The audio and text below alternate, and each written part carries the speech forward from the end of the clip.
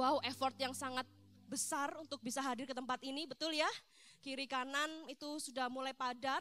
Saya datang jam 6 kurang 15 sudah berangkat. Dan ternyata sudah macet Bapak Ibu Saudara. Saya cuma berdoa Tuhan supaya kuatkan iman gitu ya. Para jemaatmu supaya bisa sampai ke tempat ini dengan on time lah kurang lebih ya. Jangan sampai lo macet tuh sudah belok aja gitu ya, jangan ya. Tapi saya lihat hari ini wajah-wajah jemaat Tuhan yang begitu semangat, yang begitu luar biasa.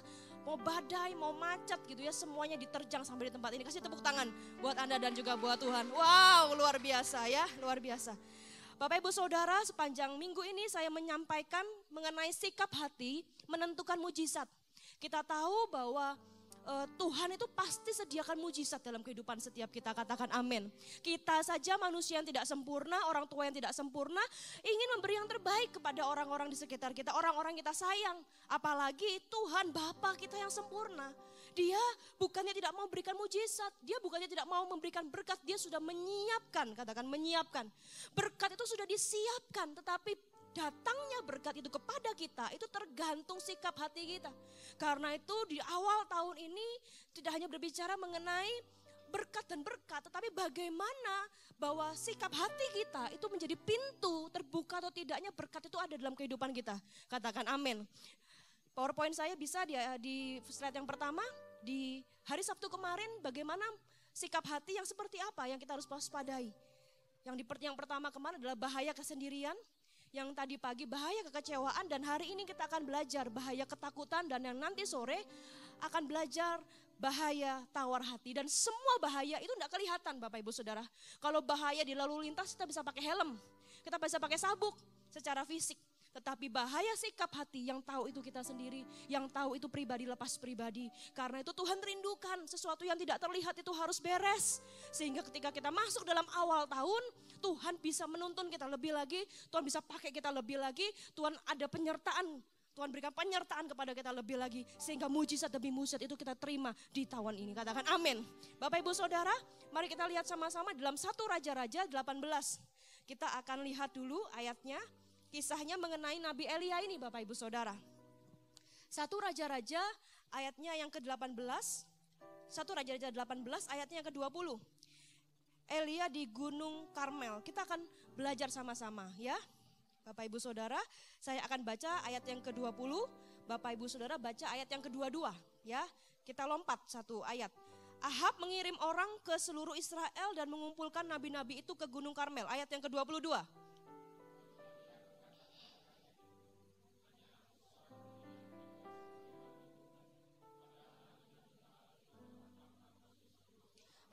Ya, 450 orang banyaknya. Kita langsung ke ayat 28. Maka mereka memanggil lebih keras serta menoreh-noreh dirinya dengan pedang dan tombak seperti kebiasaan mereka. Sehingga darah bercucuran dari tubuh mereka. Ini 450 Baal itu ya, mereka menoreh-noreh. Nah, selanjutnya ayat 29 Bapak Ibu Saudara baca 2, 3.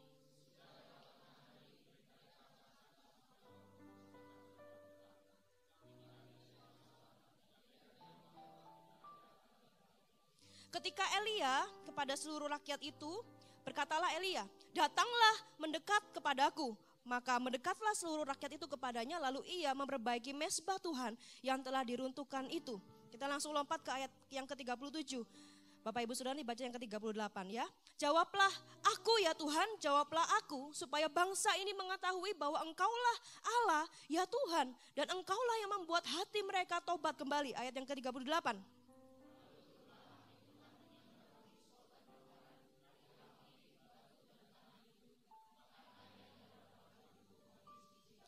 Ketika seluruh rakyat melihat kejadian itu, sujudlah mereka serta berkata, Tuhan dialah Allah, Tuhan dialah Allah. Ayat yang ke-40 Bapak Ibu Saudara.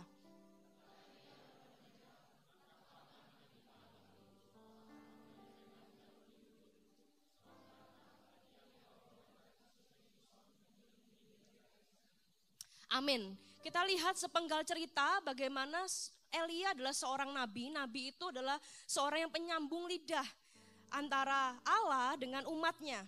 Dan Nabi Elia satu-satunya nabi ya yang berdiri tegak mempertahankan bahwa Yesus adalah, bukan Yesus, Tuhan itu adalah Tuhan, Bapak Ibu Saudara. Nah, saat itu bangsa Israel itu ada di bawah kepemimpinan Raja Ahab. Dan Raja Ahab itu merupakan raja yang menyembah Baal. Karena itu Elia dengan gagah perkasa menantang Raja Ahab. Dan dia katakan bahwa kumpulkanlah seluruh nabi-nabimu yang kau sembah itu. Kumpulkan semuanya, berjumlah berapa Bapak Ibu Saudara? 450 dibandingkan dengan seorang Elia. Kemudian mereka mempersiapkan korban, sembelihan, mereka tata, terserah caranya bagaimana, yang penting aku menata, kamu menata. Nah, setelah kami sama-sama menata, mereka akhirnya memanggil, yang kita tadi baca. Mereka panggil, gak datang-datang, sampai akhirnya mereka gunakan tindakan fisik. Mereka mulai menoreh sehingga bercucuran semua sampai mereka lemas. Dan tidak ada satu percikan api pun yang menyambar korban bakaran dari nabi-nabi Baal itu. Tetapi Elia yang kita tadi baca, dia ketika waktunya Elia datang, justru Elia gak langsung berdoa kepada Tuhan. Dengan perkasanya, dengan beraninya, Elia berkata, maju mendekatlah. Ya, maju mendekatlah gitu ya. Bayangkan begitu, kalau itu kita bawa permen, ya sudah ada di sini Bapak Ibu Saudara, ya. Kita bilang ayo maju, ya kan kita pegang, betul ya Bapak Ibu Saudara. Itu pasti, sesuatu yang pasti, ayo maju. Ini bukan sesuatu yang pasti, seolah-olah tidak kelihatan. Tapi Elia dengan keberaniannya, dengan keyakinannya, justru dia berkata maju, mendekatlah. Ketika bangsa itu maju, ya Bapak Ibu Saudara, dia mulai memanggil Tuhan. Tadi yang kita baca, ya Allah jawablah aku, supaya mereka semua tahu bahwa Engkau adalah Allah. Seketika itu api itu turun dan membakar, menjilat semua sampai kepada airnya. Kenapa? Karena Elia juga taruh air di dalam parit, di dalam korban bakarannya. Kalau Bapak Ibu bisa baca nanti di ayat-ayat yang kita telah lompati. Seketika itu habislah korban itu. Dan orang-orang tahu bahwa dialah betul Allahnya, itulah Allah sesungguhnya. Sehingga 450 nabi itu disembelih di tempat itu Bapak Ibu Saudara. Kenapa? Karena mereka ternyata nabi palsu. Kita lihat betapa Elia seseorang yang luar biasa. Tetapi Bapak Ibu Saudara, seseorang yang luar biasa juga bisa menjadi seseorang yang takut. Kita akan baca sama-sama di 1 Raja-Raja 19 Bapak Ibu Saudara. Ya, 1 Raja-Raja 19 ayatnya yang pertama sampai dengan ayatnya yang ke-15. Ya, kita akan bergantian baca. Bapak Ibu bersemangat, amin, ya, dengan suara yang keras gitu ya. Elia ke Gunung Horeb. Ketika Ahab memberitahukan kepada Isabel ini adalah istri dari Ahab yang juga merupakan imam dari, dikatakan imam karena dari Isabel ini Raja Ahab itu akhirnya percaya kepada Baal yang seharusnya dia percaya kepada Tuhan, tapi karena menikah dengan Isabel ada di dalam 1 Raja-Raja 17 Bapak Ibu Saudara, keturunan dari Isabel itu. Jadi ketika Ahab itu tahu, wah ternyata nabinya ini kurang ciami gitu bahasanya kita gitu ya, Surabayaan ya, kurang ciami ini nabinya. Langsung ngomong ke istrinya karena semulanya yang mengajarkan untuk menyembah Baal itu adalah istrinya. Nah, ketika Ahab memberitahukan kepada Isabel segala yang dilakukan Elia dan perihal Elia membunuh semua nabi itu dengan pedang, ayat yang kedua.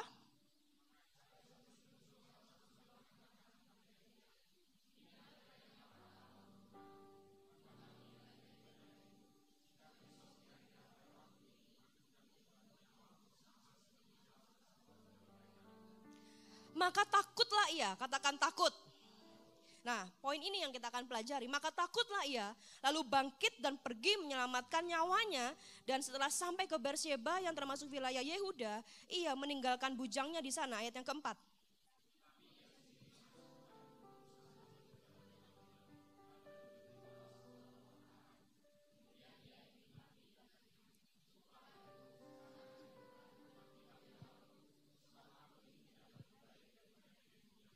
Sesudah itu ia berbaring dan tidur di bawah pohon arar itu, tetapi tiba-tiba seorang malaikat menyentuh dia serta berkata kepadanya, bangunlah, makanlah. Ayat yang ke-6.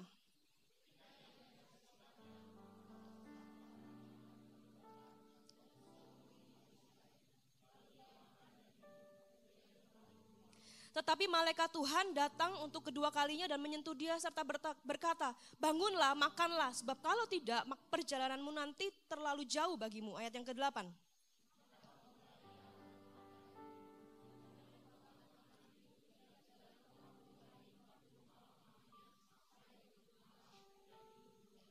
Allah menyatakan diri di Gunung Horeb, ayat yang ke-9. Di sana masuklah ia ke dalam sebuah gua dan bermalam di situ.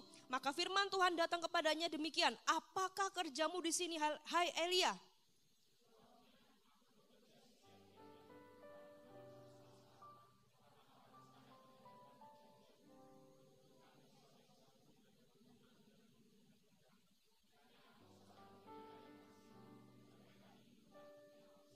Lalu firman-Nya, keluarlah dan berdiri di atas gunung itu di hadapan Tuhan. Maka Tuhan lalu, angin besar dan kuat yang memecah gunung-gunung dan memecahkan bukit-bukit batu mendahului Tuhan. Tetapi tidak ada Tuhan dalam angin itu. Dan sesudah angin itu datanglah gempa, tetapi tidak ada Tuhan dalam gempa itu.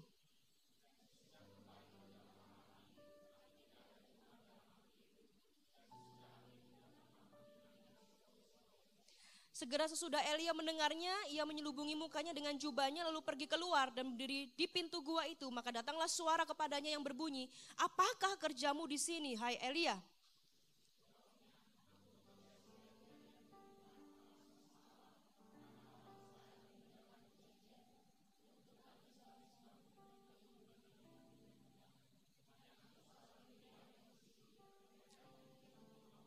Firman Tuhan kepadanya, pergilah, kembalilah ke jalanmu melalui padang gurun Damsyik, dan setelah engkau sampai, engkau harus mengurapi Hazael menjadi raja atas Aram. Katakan amin. Bapak ibu saudara, Elia seorang yang pemberani, yang berani melawan dan menantang 450 nabi Baal, menjadi takut kepada satu orang, menjadi takut hanya kepada satu orang suruhan saja. Ya, bagaimana seorang yang luar biasa, seorang yang berani menantang nabi sekelas dia, sepantaran dia, tapi bisa berubah drastis takut hanya karena ada seorang budak, seorang suruhan yang disuruh Isabel. Hei, kamu katain ya kepada Elia, bilang bahwa hari ini kamu akan mati juga. Hanya karena dengar itu, bukan dengar dari Isabel langsung, tapi bisa langsung takut. Tahukah Bapak Ibu Saudara bahwa seseorang yang dipakai Tuhan luar biasa, itu semua hanya karena campur tangan Tuhan. Katakan amin. Kita bisa lihat bagaimana Elia gagah perkasa. Kita bisa lihat di depan matanya Elia bisa membunuh nabi-nabi Baal itu. Tapi Elia jangan lupa bahwa dia juga manusia biasa. Kita yang perlu kita lihat bukan hanya janji Tuhan ini kapan terjadi dalam hidupku, kapan mujizat ini terjadi. Tapi lebih dari itu, kita yang harus juga menjaga hati kita, menjaga hidup kita sama seperti Elia, Bapak Ibu Saudara. Karena Elia sekelas nabi, dia juga bisa merasa takut di ayat yang ketiga. Apalagi kita semua ini yang masih hidup, yang mungkin orang berkata, wah aku ini biasa-biasa aja bu, gak seperti nabi gitu ya. Berarti ketakutan itu merupakan sesuatu yang wajar dalam hidup kita dan kita bisa alami. Saya percaya semua orang pernah mengalami yang namanya ketakutan. Kalau gak takut, Bapak Ibu Saudara bisa angkat tangan, saya mau foto. Saya mau tanya, kok bisa? Ini manusia setengah dewa apa setengah apa Bapak Ibu Saudara? Kita pasti merasakan ketakutan. Ketakutan adalah salah satu emosi dasar manusia. Jadi ketika saya baca buku psikologi, justru ketakutan itu adalah suatu emosi dasar. Selain bahagia, sedih, marah, takut. Jadi ada dalam hidup kita. Kalau kita pernah sedih, pernah marah, kita pasti juga pernah takut Bapak Ibu. Seperti emosi atau perasaan tanggapan terhadap ancaman secara fisik, psikologis, emosional, baik kepada sesuatu yang nyata ataupun kepada sesuatu yang tidak nyata. Jadi ketakutan itu sesuatu yang memang kita bisa rasakan. Kenapa orang-orang itu takut? Kenapa kita tuh bisa takut Bapak Ibu Saudara? Yang pertama karena adanya tantangan yang belum pernah kita alami. Contohnya mungkin gitu ya, masa depan, kita enggak tahu tahun 2024 seperti apa, gitu ya kan, kita belum pernah alami tahun ini. Sehingga masa depan ada tantangan, takut bisnisnya ini gagal, aku baru merintis gitu ya. Ada yang takut sakit, dengar-dengar sedikit sakit langsung takut, ada yang takut meninggal, mungkin takut mati, Bapak Ibu Saudara, itu kan ketakutan-ketakutan yang wajar yang kita alami karena kita belum pernah ke sana, kita belum pernah alami gitu ya. Orang juga bisa takut karena mendengar berita sesuatu yang belum terjadi. Contohnya tahun depan ada krisis loh, tahun depan COVID-nya naik loh gitu ya. Langsung kalau kita dengar Bapak Ibu Saudara di media COVID-nya naik, langsung kayaknya rasanya apa? Indera penciuman hilang, langsung cari minyak Bapak Ibu Saudara ya. Semua minyak dicari, masker mau dibeli, kayaknya mulai takut padahal itu belum gitu ya. Ketakutan yang berlebihan. Juga ini yang ketiga, orang bisa takut kenapa? Karena stamina rohani yang tidak dijaga. Bapak Ibu Saudara, hidup itu enggak cuma tubuh. Kalau kita minum vitamin itu bagus. vitamin ini, vitamin A, B, C, D, zinc gitu ya. Z semuanya diminum pagi, siang, sore, malam. Menjaga apa itu Bapak? Menjaga tubuh. Tetapi sayangnya hidup itu enggak cuma tubuh Bapak Ibu Saudara. Tapi juga ada jiwa. Enggak cuma jiwa, tapi juga ada roh. Dan justru roh itu harus semakin lebih besar daripada tubuh. Kalau kita bisa jaga tubuh kita, seharusnya kita lebih menjaga roh kita. Karena hidup itu sebetulnya dipimpin oleh roh, bukan oleh tubuh. Kalau kita hidup dipimpin oleh tubuh, ketika sesuatu terjadi kepada tubuh kita akan down semua. Tapi hidup yang dipimpin oleh roh, kalau roh kita kuat, meskipun tubuh kita lemah, kita akan terus jadi yang justru menjadi kuat. Bapak Ibu Saudara, karena itu orang-orang yang tidak menjaga stamina rohaninya, dia bisa juga oleng. Bisa juga tiba-tiba takut, sama seperti Elia. Dia habis pelayanan gitu ya. Dia habis mengeluarkan semuanya. Dikatakan Tuhan, dia mungkin panggil gitu ya. Dengan sekuat tenaga, dengan semua iman yang dia punya. Tapi dia tidak jaga minyaknya, ternyata minyaknya ini habis. Bapak Ibu Saudara tahu perumpamaan tentang 5 gadis bijaksana dan 5 gadis bodoh, amin. Ya kita mungkin banyak pelayanan, kita mungkin tahu Tuhan, kita sudah berjemaat 30 tahun, kita kenal Tuhan itu siapa. Tapi hidup kita bisa berubah, orang yang sama bisa berubah loh Bapak Ibu Saudara. Orang yang sama cinta Tuhan bisa berubah jadi enggak cinta Tuhan. Loh kok bisa aku orang yang sama, tanya kepada diri kita kok bisa ya. Oh ini karena dunia telah mengubah aku, ya memang dunia semakin hari semakin jahat. Tapi kita tidak diciptakan oleh dunia ini Bapak Ibu Saudara, kita ini produk-produknya surga. Kita ini diciptakan oleh Tuhan. Bapak Ibu Saudara, kita enggak tahu. Ternyata ada chip, tapi Alkitab sudah catat. Betul Bapak Ibu, pas zaman saya kecil, ya, 6 kayak gitu katanya ya. Chip, katanya begitu Bapak Ibu Saudara. Percaya enggak percaya, Alkitab itu nyata. Alkitab ini enggak usang. Alkitab ini bukan sesuatu yang modern mungkin. Tapi ini hidup Bapak Ibu Saudara. Karena ini cinta Tuhan, kisah Tuhan yang Tuhan taruh sendiri. Bapak Ibu Saudara sampai dengan wahyu. Oleh karena itu Bapak Ibu Saudara, mari sama-sama jaga stamina rohani kita. Kalau pikiran kita dipenuhi dengan tubuhnya saja, otak itu kan tubuh. Rohnya enggak dipenuhi, jiwanya enggak dipenuhi. Akhirnya apa? Tubuh ini cuma ngikuti apa kata pikiran aja. Roh kita merasa kosong. Pernah kita mungkin punya semua kekayaan, kita punya semua yang kita inginkan. Pernah enggak ya? Ya mungkin enggak lah ya pasti ya. Tapi contohnya Bapak Ibu Saudara, misalnya saya sering ngomong gitu. Misalnya kita beli HP baru, ada HP baru nih, si Apple Croa itu gitu ya. Itu baru titanium gitu. Misalnya, wah pengen ya, seru ya. Kayaknya kalau di mall-mall itu sudah ada titanium kemarin gitu Bapak Ibu. Kelihatan ya, saya nggak masuk kok, cuma saya lihat dari luar gitu ya. Kira-kira kita datang ke toko itu, mungkin kita lihat kiri kanan gitu ya. Lihat yang lain juga pada lihat fiturnya gitu ya. Terus kita beli, wah itu semangatnya itu kalau bisa itu dicantol ke sini loh Bapak Ibu ya. Dibawa ya kan kayak berharga gitu ya. Kayak seneng aku bisa mungkin dengan tabunganku, mungkin dengan cicilan ya aku sudah prediksi gitu ya. Tapi paling enggak aku tuh seneng gitu. Pasti kita mendapat sesuatu yang kita inginkan tuh senang betul ya. Coba setahun lagi sensasinya berubah. Berubah. Sebab apa ya? Sebab semua yang di dunia ini apalagi jiwa kita itu bisa berubah-ubah. Karena itu kita harus bangun roh kita. Bukan bangun jiwa kita, pokoknya aku senang, pokoknya aku happy. Di dalam keramaian pun bisa kosong. Di tengah pesta pora pun bisa tidak bahagia. Karena roh kita nggak pernah diisi. Elia lupa bahwa engkau hebat, bukan karena engkau hebat. Tapi karena Tuhan yang hebat dalam hidupmu. Ketika engkau sudah turun panggung, kita harus ingat, waduh aku ini manusia biasa ya. Aku ini tetap butuh Tuhan. Aku ini tetap butuh Tuhan. Sehingga ketika mungkin Isabel datang, suruhannya padahal dia tetap bisa kuat. Dia bisa berkata seharusnya kepada orang itu, 450 nabimu telah kubunuh. Kan gitu ya, gampang kan? Kan melihat masa lalu. Apalagi engkau. Sesimpel itu. Tapi karena stamina rohani yang tidak terjaga. Sedikit aja, sesuatu hal yang kecil aja. Sesuatu yang gak masuk akal buat Elia. Itu bisa membunuh Elia. Membuat dia takut ya, yang ketiga. Dia lari. Seolah-olah tidak punya Tuhan. Seolah-olah tidak percaya Tuhan. Dan itu ketakutan itu ternyata ada dalam hidup kita. Sekejap berani, sekejap takut. Sekejap percaya Tuhan, sekejap tidak percaya kepada Tuhan. Itu bisa terjadi dalam hidup kita Bapak Ibu. Karena itu kita harus jaga. Satu hal yang kita harus jaga. Jaga hati kita. Jaga hidup kita.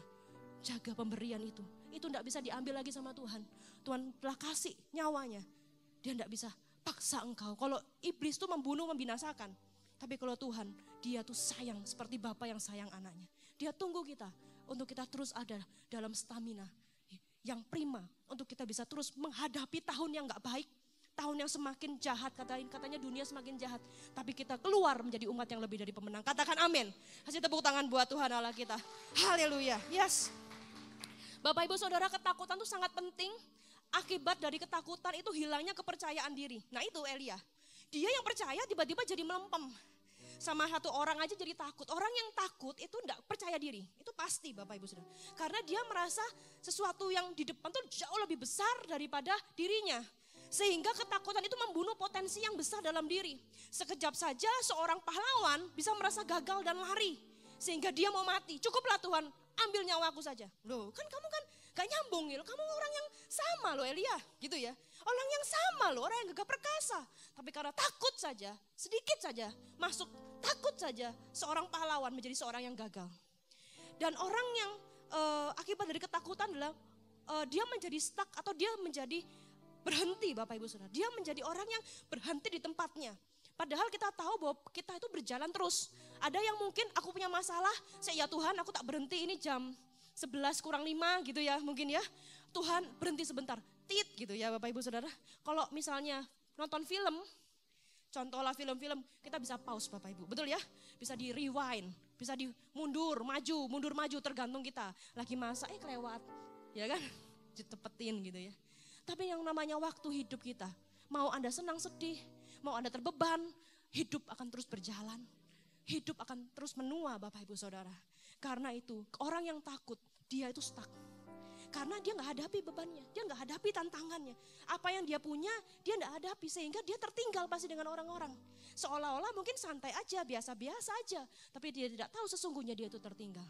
Orang yang hidup dalam ketakutan, dia ini mengalami penurunan emosi bahagianya. Ya, karena ketakutannya itu menutupi otak. Pernah ya takut ya Bapak Ibu? Kayaknya kalau Anda takut satu hal aja udah gak pengen apa-apa gitu ya. Aduh rasanya gak pengen, gak seneng lah, gak bisa happy gitu. Kenapa kan takut ini, takut aku nih gimana deg-degan gitu Bapak Ibu Saudara. Kehilangan selera makan, sulit tidur, menangis, mual, sesak napas. Kalau ini sesak napas bukan karena ketakutan ya. Tapi ritmenya Bapak Ibu Saudara ya. Bu takut ya gitu ya. Pusing, ototnya itu tegang, tidak fokus, keringat dingin, dan terjadi kelumpuhan sementara. Pernah Anda takut, Anda nge-freeze Bapak Ibu? Ya ini freeze semuanya gitu ya. Dan juga bisa terjadi gangguan mental, gangguan jiwa. Bukan jiwa tuh begini bukan Bapak Ibu ya. Tetapi bisa tiba-tiba menjadi orang yang tertutup, menjadi pribadi yang menyendiri, menjadi orang yang seolah-olah berbeda. Sama kayak Elia ini loh. Mari mendekat, kan gitu ya. Awalnya kan gitu, tiba-tiba dia kabur. Karena apa? Karena dia takut. Karena ada sesuatu yang terjadi dalam hidupnya. Bagaimana sih kita bisa menang melawan ketakutan? Poin yang pertama, lawanlah ketakutan bukan dengan berani, tetapi dengan iman. Ya, lawanlah ketakutan bukan dengan berani. Lawan takut itu bukan wani. Aku wedi, yo wani yo gitu ya bahasa Jawanya. Aku takut lo ayo, berani bukan.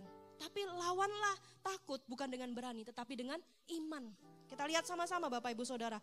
Mazmur 56 ayat 4 sampai ayat yang kelima. Mazmur 56 ayat yang keempat sampai ayat yang kelima. Ayo kita sama-sama baca dengan keras. Cuma singkat saja ya. 2, 3. Waktu aku takut, aku ini percaya kepadamu. Bapak Ibu Saudara, bukan tubuh kita, gak ada satu kuasa yang mampu untuk kita bisa kelola diri kita.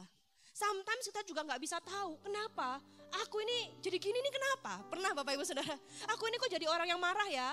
Aku ini kok jadi orang yang bad mood ya. Aku kok tiba-tiba berubah jadi begini. Sometimes kita juga gak ngerti loh kenapa. Oleh karena itu jangan dengan mengandalkan kekuatan kita Bapak Ibu Saudara.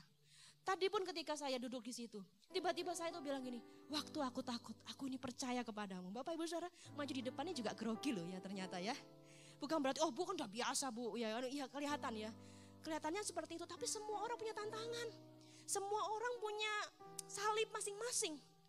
Tapi ketika kita takut gitu ya, terhadap apapun, baik itu baik ataupun yang sesuatu yang mungkin yang belum berhasil kita lakukan. Jangan cuma, aku pokoknya sikat, aku pokoknya mampu, pokoknya tak lawan. Gak cuma itu, gak cuma nekat Bapak Ibu Saudara. Karena berani tanpa iman itu nekat. Wani tanpa iman itu nekat. Ya, tetapi berani dengan iman itu berserah. Sama kayak tadi Bapak Ibu Saudara, kalau boleh jujur, saya ini berserah ya, karena ini sudah yang ketiga Bapak Ibu Saudara. Tuhan, stamina itu sudah kurang lebih 60% gitu ya. Ketika saya berbilang kepada Tuhan, waktu aku ini takut, aku ini percaya kepadamu. Langsung saya tahu bahwa Tuhan, aku ini berserah. Aku mau maju, aku enggak mau stuck. Aku enggak mau tiba-tiba Pak Enja tolong gantikan gitu ya. Ada banyak Bapak Ibu Saudara, Bu Stefani bisa. Tapi enggak, aku ini mau maju. Karena itu aku enggak mau sia-siakan waktu yang Tuhan kasih dalam hidupku. Aku mau berserah kepada Tuhan. Katakan amin. Lawanlah takut bukan dengan berani tapi dengan iman. Ada kekuatan, ada penyertaan lebih dari kekuatan manusia Bapak Ibu Saudara. Lebih dari kekuatan manusia. Yang membelah laut, yang teduhkan badai. Siapa yang bisa lakukan? Yang mustahil pun terjadi karena kuasa-Mu yang pegang hidupku, yang buka jalan bagiku. Kau pembuat mujizat sejati yang membelah laut, yang teduhkan badai, yang mustahil pun terjadi karena kuasa-Mu yang pegang hidupku, yang buka jalan bagiku. Kau pembuat mujizat sejati. Ada sesuatu, ada banyak hal yang mungkin gak mungkin kita bisa alami, kita bisa lakukan. Tapi kalau kita percaya kepada Tuhan, seolah-olah itu badai. Tapi kita lihat bahwa Tuhan, aku merasakan Engkau, aku mengalami Engkau. Rohku ini bangkit, imanku ini bangkit. Sehingga meskipun tantangan di depan itu sama, tapi aku bisa menyikapinya. Katakan amin. Bapak Ibu Saudara, jangan kehilangan iman, jangan kehilangan roh. Semua kiri kanan ada satu titik di mana kekosongan dalam hidup kita. Kita mau jalan-jalan ke luar negeri, kita mau punya komunitas yang terbagus, mereka mungkin paling happy, paling ngerti. Ada satu soulmate gitu, soulmate, bahkan suami istri, bahkan suami saya pun sendiri gitu ya, mumpung orangnya tidak ada. Doakan Bapak Ibu sakit sedikit ya. Bahkan ketika itu pun saya bisa berkata bahwa Tuhan, tidak ada satu pribadi pun seperti Engkau. Tidak ada satu pun dan Engkau tidak tergantikan. Karena kita tuh ciptaannya. Dan ciptaannya itu yang tahu reparasinya tuh tempatnya di mana. Kalau Anda rusak, ini rusak kembalikan ke pabriknya. Betul ya Bapak Ibu Saudara? Anda cari ke pabrik lain, bisa nggak? Bisa, tapi nggak lama kemudian rusak lagi. Karena Dia yang ciptakan kita. Ada satu ruang yang cuma bisa diisi oleh Tuhan. Percaya nggak percaya, alamilah. Percaya nggak percaya, rasakanlah. Anda cari keliling dunia, cari semuanya. Cuma ada satu saja, yaitu Yesus dalam hidup. Yesus dalam hidup. Katakan amin. Amin Bapak Ibu, coba cari Dia. Coba cari Dia.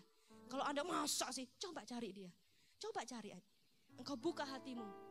Engkau buka hatimu, Dia masuk dan Dia memenuhi hidupmu. Katakan amin. Iman itu penting melawan semua ketakutan. Iman itu penting melawan apa yang terlihat. Apa yang terlihat itu besar. Kayaknya badai, tapi tenang. Diteduhkan sama Tuhan, bukan kita. Tuhan yang bekerja, Tuhan yang ada di pihak kita. Siapa lawan kita? Katakan amin. Yang kedua Bapak Ibu Saudara, ketika Anda takut, yang kedua bagaimana cara menghadapinya adalah keterbukaan adalah kunci dari pemulihan. Orang yang takut cenderung stuck. Orang yang takut cenderung diam di tempat. Dan orang yang diam di tempat kadang-kadang kita nggak tahu gitu ya. Gimana kabarnya luar biasa, gimana kabarnya baik gitu ya. Tetapi sejujurnya dia ini berhenti di tengah. Bagaimana caranya? Keterbukaan adalah kunci pemulihan. Ceritakan kepada orang yang tepat. Bukan ceritakan kepada orang yang tidak tepat. Aku wedi, ini itu, yes gak usah ngapain. Kayak gitu jangan Bapak Ibu Saudara. Ceritakan kepada orang yang tepat. Elia meskipun dia ini lari, Tuhan tanya 2 kali, Elia ngapain kamu di sini? Tanya lagi, Tuhan, Elia ngapain kamu di sini? Elia, meskipun dia salah hati, dia tetap ngomong sama Tuhan, Tuhan, kamu enggak lihat aku ini sendirian di sini. Aku ini sudah bunuh Baal. Aku sudah runtuhkan mesbah-mesbahnya. Aku sudah bangkitkan mesbahmu. Tapi aku sekarang mau dikejar Tuhan. Aku ini kayaknya mau mati rasanya. Elia cerita sama Tuhan Bapak Ibu Saudara. semua kegalauannya, semua why ya dalam hidupnya. Kenapa ini terjadi? Kenapa aku kok gini? Kenapa kok gini kok gitu? Jadi sometimes orang kalau misalnya tanya itu kan bisa tanya ke banyak orang. Bisa juga dijawab-jawab sendiri, oh memang gini, oh memang gini. Tapi tahukah keterbukaan kepada Tuhan dan orang yang tepat itu kunci pemulihan Bapak Ibu Saudara. Kita enggak bisa hidup sendirian. Kita enggak bisa hidup sendirian. Tuhan kasih gereja. Enggak sempurna loh gereja itu. Mau terdiri dari manusia yang enggak sempurna. Tapi kita semua mau disempurnakan oleh Kristus. Bapak Ibu Saudara, cari pemimpin rohani, cari orang-orang yang memang engkau tahu bahwa engkau rasa aku mesti cerita sama kamu. Bukan berarti kalau kita cerita kepada dia, dia lebih hebat. No, tapi dia dipakai Tuhan. Untuk apa? Memulihkan Anda Bapak Ibu Saudara. Dia dipakai, toh Elia nabi aja juga bisa takut, manusia biasa. Tetapi melalui hidup Elia, bangsa itu percaya kepada Tuhan. Melalui orang-orang di sekitar Anda yang sungguh-sungguh kepada Tuhan, hidup Anda juga dapat dipulihkan. Katakan amin. Oleh karena itu mulailah cari Bapak Ibu Saudara. Mungkin sepele ya, kita takut itu wajar. Tapi kalau dipendam itu sendiri, ketakutan akan semakin besar. Elia yang lari, yang takut mau jadi mati. Karena hal yang sepele, karena seorang bujang, karena kata-kata orang. Tapi dia mulai lari, dari lari dia mulai takut, dari takut dia suruh bujangnya pergi. Pergilah kamu, tunggu di sini, saya mau masuk gitu ya. Dia makin makin akhirnya mau mati Bapak Ibu Saudara. Karena itu ceritakanlah kepada Tuhan, kepada orang yang seiman, kepada pemimpin rohani Anda, yang Tuhan percayakan di atas Anda, ya meskipun mereka yang tidak sempurna Bapak Ibu Saudara. Supaya kita keluar dari rumitnya pikiran yang ada pada hidup kita. Pikiran itu kan di dalam, tidak kelihatan. Itu rumusnya lebih dari rumus matematika loh Bapak Ibu. Rumus matematika tambah fisika tambah kimia. Ya, terus di dalam otaknya itu ya. Itu kalau namanya buletisasi ya. Kalau brundel di situ nggak ada jalan Bapak Ibu Saudara. Ceritakan, itu benangnya tuh bisa dibuka. Minimal hati kita diubahkan sama Tuhan. Kalau hati kita diubahkan, itu kayak benangnya tuh jadi lurus sendiri Bapak Ibu Saudara. Dan kita tinggal jalan, oh gini stepnya. Seperti itu. Amin Bapak Ibu Saudara. Ya, yang ketiga, ya Bapak Ibu Saudara, responi ketakutan. Nah, Bapak Ibu Saudara kita harus respon. Banyak respon ketakutan ini, sama seperti PowerPoint yang saya punya. Ada 3 respon ketakutan ya. Orang yang mendapati sebuah ketakutan, dia yang mendapat sebuah tantangan yang besar, dia ini ada 3 respon. Yang pertama tuh lari dari masalah. Karena merasa dia pikir gak mampu ini. Saya tak hitung ya, A kuadrat tambah B kuadrat sama dengan kan gitu ya. Waduh gak cukup ini kekuatannya. Akhirnya apa? Waduh gak mampu aku gitu ya. Pak, iya ini ya Pak, ini ya Pak, nanti doa ya. Oh gak usah jangan saya kan gitu ya. Mulai lari Bapak Ibu Saudara, karena apa? Tunggu tak pikir-pikir, tak gak bisa gitu. Ada juga ketika ya itu lari adalah ketika merasa tidak berhasil melawan, dia akan menjauh dari situasi atau dari tantangan itu. Sama seperti Petrus Bapak Ibu Saudara, dia takut sehingga dia lari. Dia 3 kali menyangkal Yesus, bukan. Ya. Orang yang lari dari kenyataan itu bisa berujungnya pada dosa. Karena dia gak hadapi itu. Yang kedua responnya adalah membeku, yaitu diam. Ada orang-orang itu kalau sudah takut itu diam Bapak Ibu Saudara ya. Kayak gak bisa berkata-kata gitu ya. Kaget gitu mungkin ya Bapak Ibu Saudara. Nge-freeze sampai ketakutannya itu hilang. Ada macam-macam. Saya paling takut kalau yang demikian. Apalagi kalau seorang mentor atau seorang pemimpin gitu ya. Saya dulu pernah punya anak rohani yang hari ini mengembalakan gereja. Saya takut karena modelnya dia, kalau dia itu takut dan menghadapi tantangan, dia itu bisa diem Bapak Ibu Saudara. Pernah di dalam ibadah Pro-M kan kecil bukan ibadah umum. Dia tiba-tiba diem. Lah ya gitu Bapak. Ya kalau saya diem, Anda diem terus kita mulainya gimana Bapak Ibu Saudara, betul ya? Jadi saat itu dia di kota itu, dia diem.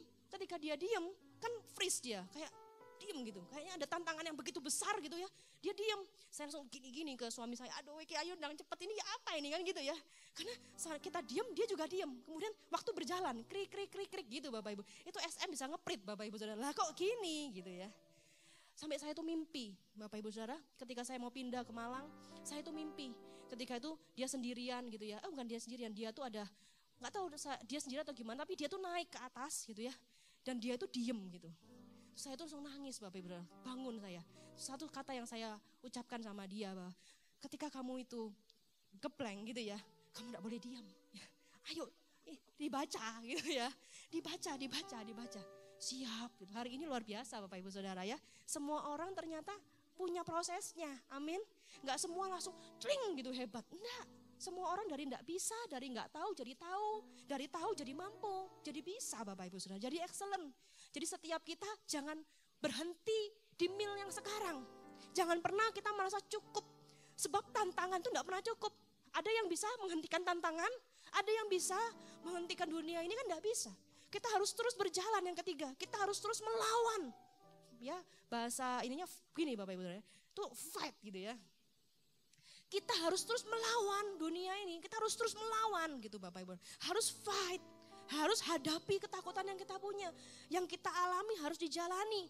Di Raja-Raja 1 Raja-Raja 19 ayat yang ke-15, ayat yang terakhir yang kita telah baca. Tuhan itu enggak menanggapi Elia itu ngomong itu. Maksud Tuhan enggak gini, oh gitu ya Elia, ya sudah tenang Elia gitu ya. Ya sudah kamu di sini aja tidur dulu. Enggak, Tuhan tuh bilang sama Elia, pergi, kembalilah ke jalanmu melalui padang gurun Damsyik dan kamu harus mengurapi seorang nabi, seorang raja baru di sana. Bapak Ibu Saudara, fight. Tuhan kasih iman kepada kita, Tuhan sertai kita, Tuhan kasih semua yang kita perlu, tapi lebih dari itu kita harus hadapi itu. Katakan amin. Hadapi Bapak Ibu Saudara, hadapi, jangan takut. Asal ada Tuhan di dalam hidupku, asal ada Tuhan, ada kepastian dalam hidupmu. Katakan amin. Di dalam 2 Timotius 1 ayat yang ke-7, 2 Timotius 1 ayat yang ke-7 kita akan baca sama-sama Bapak Ibu Saudara. 2 Timotius 1, Anda diberkati, amin. Nah, 2 Timotius 1 ayat yang ke-7 dikatakan, kita akan baca sama-sama ya. 2 Timotius 1 ayat yang ke-7. Ada multimedia? Iya, 2, 3.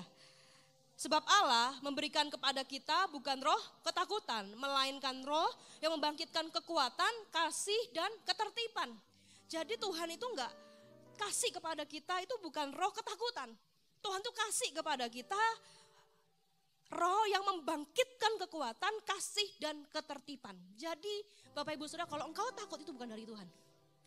Ketakutan itu wajar, itu kan sisi manusia. Tapi kalau ketakutan yang sampai membuat engkau tidak bisa tidur, akhirnya sampai membuat mengganggu jiwa dan mental kita, mengganggu tubuh kita sehingga sakit, itu bukan dari Tuhan.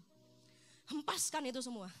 Dengan firman, lebih dekat dengan Tuhan, dan kita baca Alkitab ini, oh iya betul ya, firman Tuhan ini kan memerdekakan, mencelikkan, oh iya betul ya lah, ini aku kok bisa takut, ini bukan dari Tuhan loh.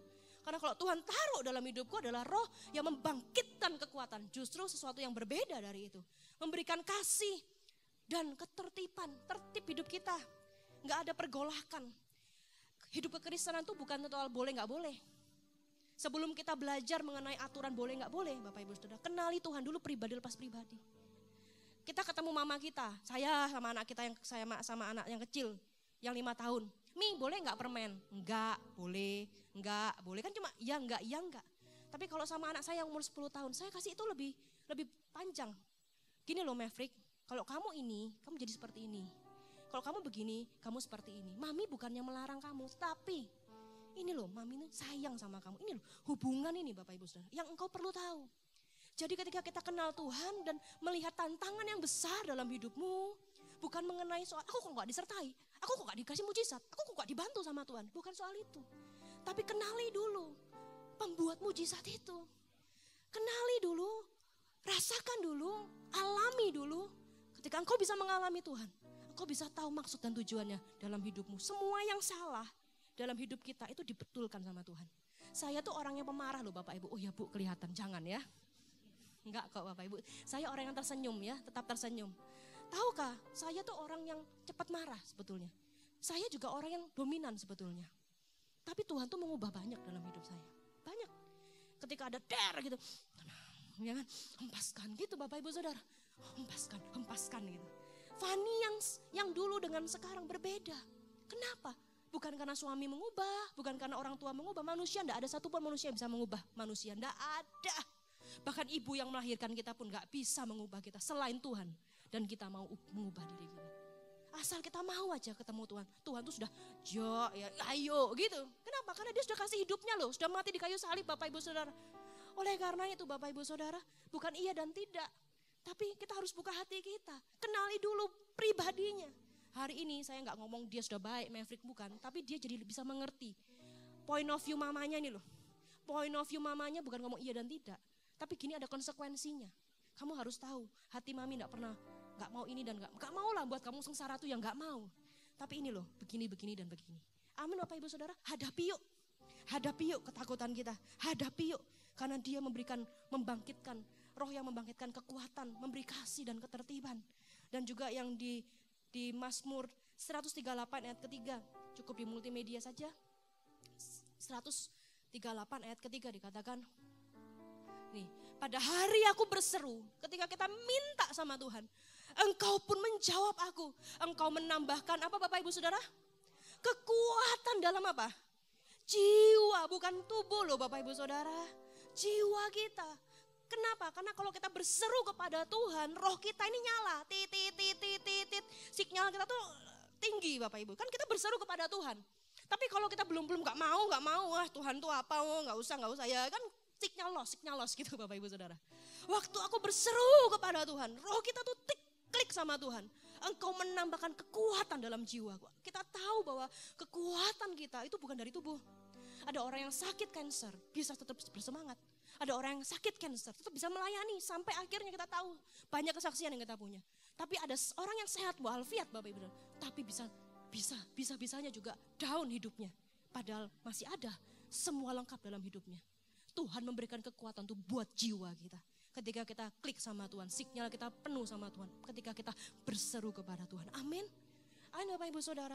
Apa efek dari menghadapi? Nah kalau kita sudah bisa menghadapi, ya kita pokoknya Tuhan tahun ini. Ini kita akan berdoa sama-sama ya. Supaya Tuhan kasih kekuatan buat kita di tahun ini. Amin. Keberanian buat kita. Ketika kita sudah menghadapi, ternyata ada efeknya Bapak Ibu Saudara. Yang pertama, di sini dulu ya. Kita baca satu-satu ya multimedia. Elia itu kan takut awalnya Bapak Ibu Saudara. Betul ya. Dia itu kan lari. Dia itu kan mau mati Bapak Ibu Saudara. Tetapi dikatakan orang yang dia kan cukuplah Tuhan aku ini mau mati rasanya. Kan takut dibunuh. Isabel itu kan bilang hei kamu akan mati sama seperti 450 Baal itu. Tapi tahukah di dalam 2 Raja-Raja saya akan baca multimedia tetap di situ. Ternyata Bapak Ibu Saudara di dalam 2 Raja-Raja 2 ayat yang ke-11. Sebentar ya. 2 Raja-Raja itu Elia naik ke surga. Jadi nabi yang naik ke surga yang gak mati itu Elia loh Bapak Ibu Saudara. Jadi orang yang takut mati, loh belum selesai Ferguson kan gitu ya. Kamu gak tahu aku punya rencana hebat buat kamu. Dikatakan begini, sedang mereka berjalan terus sambil berkata-kata, tiba-tiba datanglah kereta berapi dengan kuda berapi memisahkan keduanya. Lalu naiklah Elia, memisahkan tuh Elia dan Elisa. Ya, Elia ke surga dalam angin badai. Ketika Elisa melihat itu maka berteriaklah ia, Bapakku gitu ya. Jadi Tuhan Bapakku kayak gitu kan. Terpisahlah mereka sebab apa? Elia nggak mati, Elia terangkat ke surga. Ternyata kalau kita hadapi tantangan jauh lebih besar yang kita dapatkan Bapak Ibu Saudara. Kita cuma minta hidup pokoknya selamat. Ya, kita mungkin dapat dalam badai ya, selamat gitu ya. Tapi lebih dari itu justru Elia ini naik terangkat ke surga. Siapa yang bisa mikir? Dia pun nggak bisa mikir, tapi Tuhan itu bisa lakukan bagi kehidupan Elia. Katakan amin. Kalau Elia bisa, kita juga bisa Bapak Ibu Saudara. Bukan yang membunuhmu itu yang membuat engkau mati, tapi pikiran kita, keputusan kita itu yang membuat kita mati ataupun kita hidup. Yang kedua, menjadi pribadi yang lebih baik yang kita kira sebelumnya kita enggak bisa. Tapi kalau kita lewati tantangan itu, kita bisa loh. Kita bisa loh. Jadi the best me. Kayak ada unlock gitu ya Bapak Ibu Saudara. Kita pernah main game. Waduh Bu, saya rohani baca Alkitab. Puji Tuhan Bapak Ibu Saudara. Tapi anggaplah kita semua main game Bapak Ibu Saudara. Game itu ada petualangan ya. Ada satu pos, kalau kita bisa lewati pos ini, kita langsung ke pos 2 gitu ya. Ke pos 3, levelnya tuh naik gitu Bapak Ibu Saudara. Kira-kira kalau kita bisa menghadapi dan kita mau hadapi, kita nggak lari, kita itu bisa naik terus levelnya. Amin. Dan itu yang Tuhan mau dalam hidup kita. Supaya bertambahlah kasih karunia Tuhan dalam hidup kita. Bertambahlah pengalaman. Entah itu di badai, entah itu di bukit, entah itu di lembah sekalipun. Tetap kita bersama dengan Tuhan. Dan tetap aku tahu bahwa Engkau Allah yang setia dalam hidupku. Engkau setia Tuhan. Kenapa? Karena aku tahu kemarin aku ditolong, sekarang aku ditolong. Di depan nanti aku pasti akan ditolong oleh Tuhan. Amin Bapak Ibu Saudara. Dan yang terakhir, efek dari menghadapi. Kita menjadi inspirasi untuk memimpin diri, keluarga, dan orang-orang di sekitar kita. Adanya Elisa itu karena Elia taat. Di ayat yang 15 tadi kita baca, 19 itu Elisa terpanggil. Jadi ketika Elia itu mau mati, dipanggil Tuhan, disuruh kembali, pergi lagi. Karena engkau harus mengurapi seorang raja. Ketika dia berangkat, dia taat, dia mau kembali lagi ke tracknya, dia mau hadapi lagi. Di ayat yang ke-19-nya, tiba-tiba si Elia ini ketemu si Elisa yang sedang membajak. Hei, tinggalkan tempatmu itu, ikutlah aku. Elisa itu bisa muncul karena ketaatan dan keberanian dari Elia. Seorang biasa, kita lihat tadi ya Bapak Ibu Saudara, hidupnya naik turun. Hidupnya gak sempurna, tapi selama dia jatuh dia mau bangkit. Wah, itu yang harus kita bilang, dia orang yang harus aku ikuti. Yang harus diikuti bukan orang yang sempurna, karena gak ada manusia yang sempurna, saya juga gak sempurna. Kita sudah bahas tadi di ibadah pagi, kalau kita pernah, oh kamu nih gak sempurna, aku kecewa sama kamu. Loh, kalau kita bisa kecewa, berarti kita juga bisa mengecewakan orang Bapak Ibu Saudara. Toh aku sama kamu ya sama-sama manusia, gak ada yang sempurna di muka bumi ini. Tapi kalau ada orang yang down, orang yang jatuh, tapi dia mau bangkit lagi. Dan dia terus mengikut Tuhan. Minimal kita bisa menteladani hidupnya dan imannya luar biasa. Terus semangat dan terus tidak menyerah. Amin Bapak Ibu Saudara. Anda mau hidup bebas dari ketakutan di tahun ini? Bisa lambaikan tangan? Bisa bangkit berdiri Bapak Ibu Saudara? Nyembahmu Tuhan dan Rajaku, memujimu Yesus kekasih jiwaku, mengikutimu seumur hidupku. Di hadiratmu